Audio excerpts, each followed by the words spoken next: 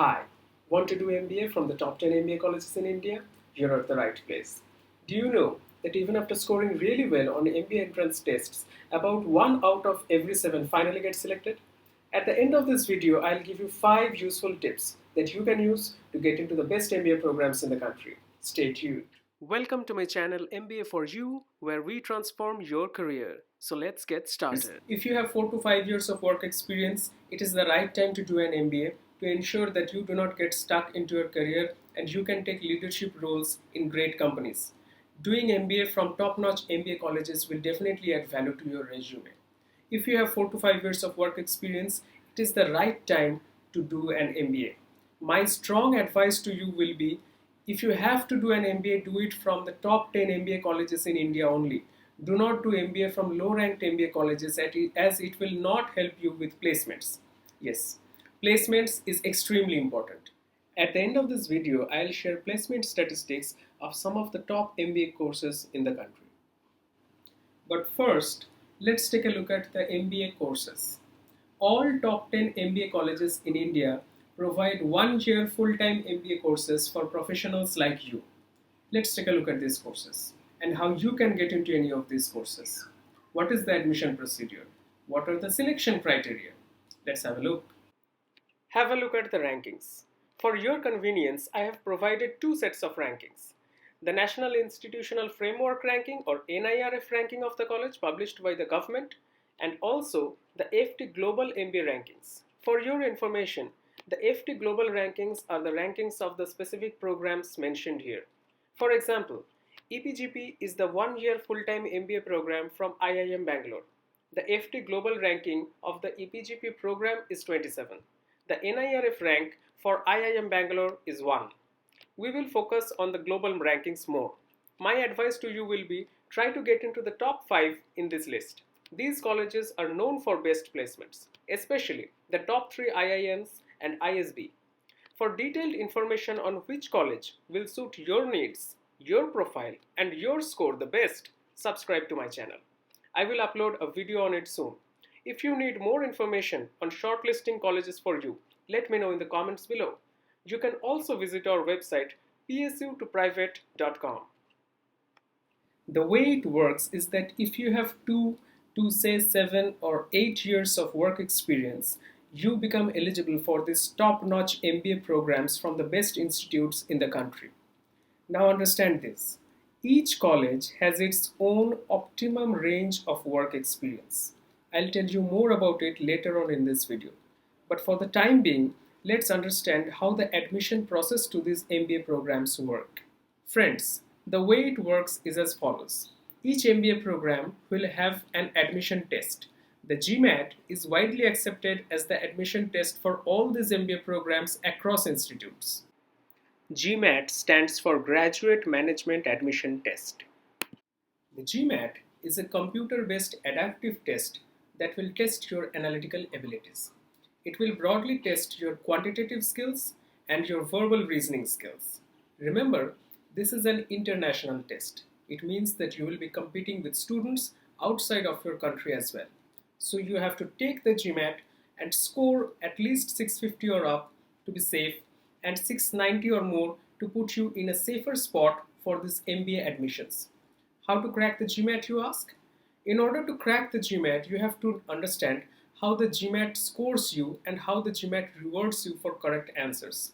I will soon be publishing a separate video on how to crack the Gmat. Don't forget to watch that video before starting preparation for Gmat. Subscribe to my channel and hit the bell icon so that you do not miss these critical tips for success. So friends, as I was telling you, a decent Gmat score is necessary, but it does not guarantee you a seat in the top ranked MBA colleges like IIMs or ISB. We can guess that out of every 7 applicants, about only 1 finally gets selected. But what happens to the other 6?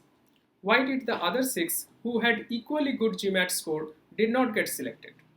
For that, we need to analyze the admission process and we need to know how it works. Let's have a look at the admission process. The admission is based on a comprehensive profile evaluation. In simple terms, business schools do not judge you only on your Gmat score. There are weightages on these 8 factors: your 10th and 12th percentage, graduation percentage or CGPA, your Gmat score of course, your work experience, your statement of purpose or SOP. The SOP is basically your reason on why you want to do MBA now and from that particular college. Then comes recommendation letters from your past employer.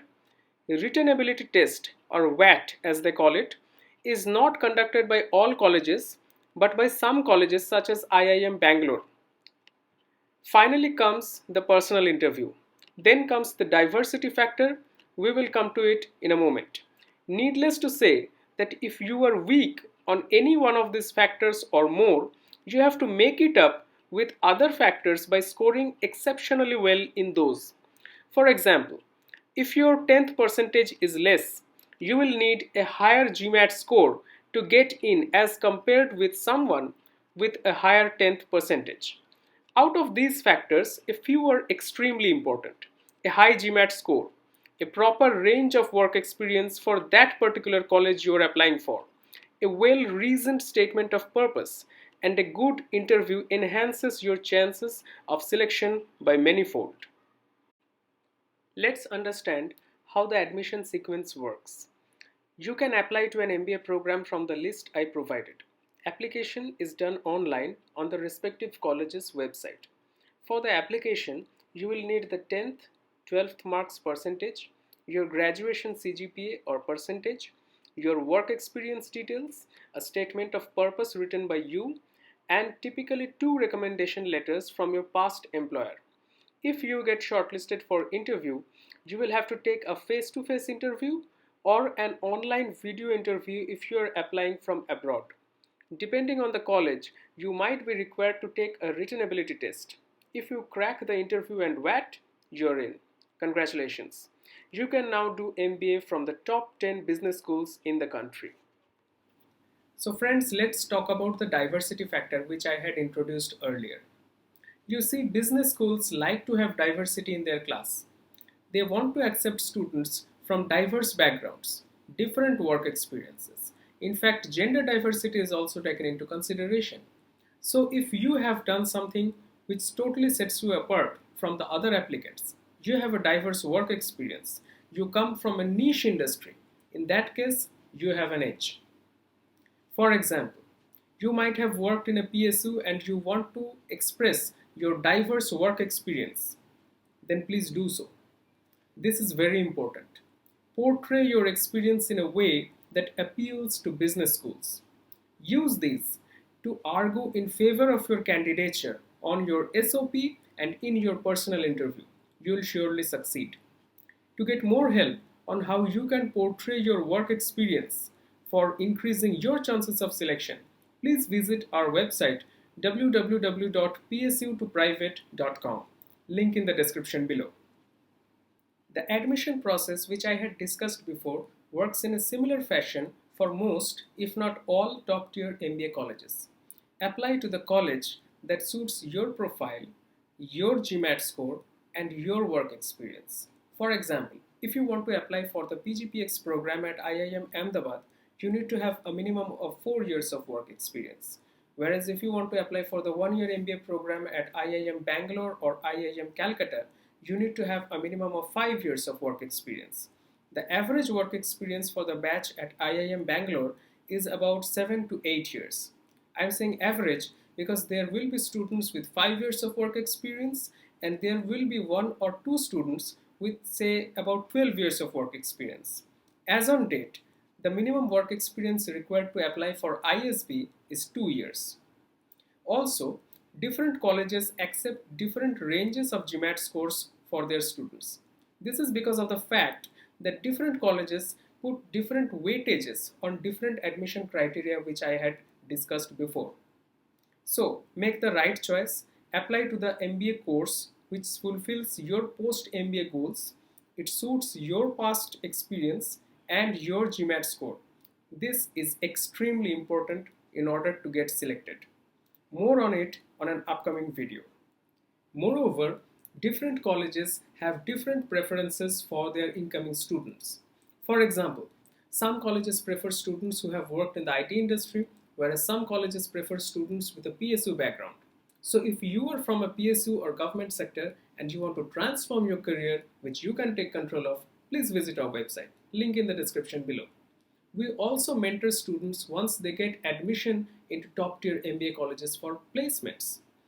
Our expert team will mentor you and will prepare you so that you can deliver your best in the job interviews and can crack the job of your dreams in the so-called placement season.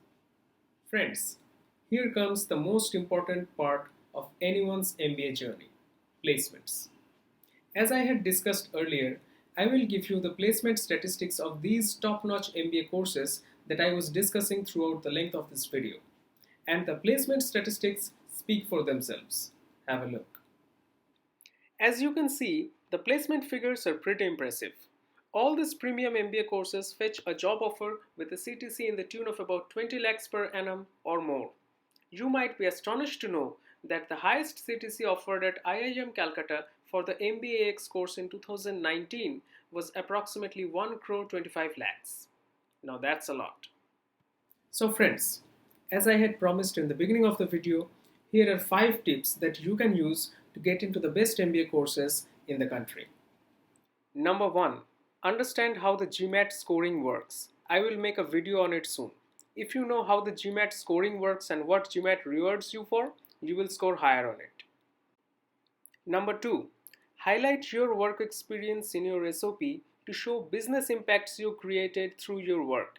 Do not focus on technical topics which are irrelevant for business schools.